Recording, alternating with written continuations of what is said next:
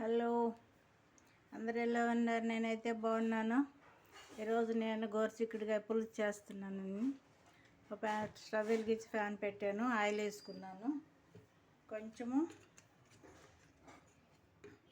కొంచెం నెయ్యి కూడా వేసుకుంటున్నాను. మీ ఆప్షన్ అండి నెయ్యి.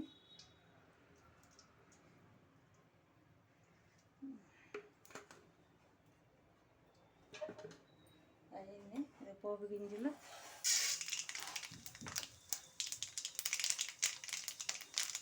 అయిన తర్వాత ఆనియన్స్ అవి మగ్గనిద్దాము.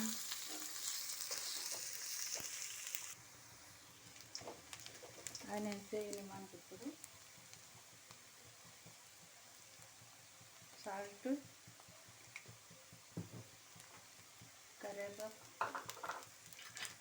ఎండుమిర్చి, టమాటా,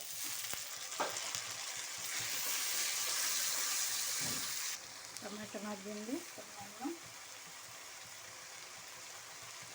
దీంట్లో మనం గోరుచిక్కుడుగా 1/2 kg తీసుకున్నాను, బాయిల్ చేసుకున్నాను. దీంట్లో వేసేస్తున్నాను.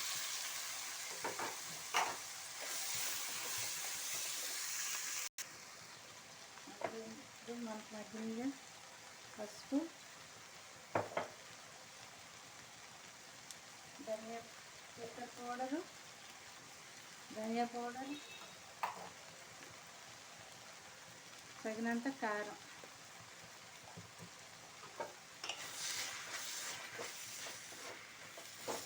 మనం ఇందాక ఆనియన్స్లో సాల్ట్ వేసుకున్నాం కదండి, ఇప్పుడు అవసరం లేదు.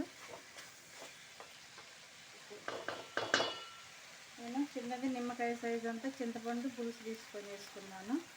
ఈ గోరుచిక్కుడుకాయ పులుసు అండి.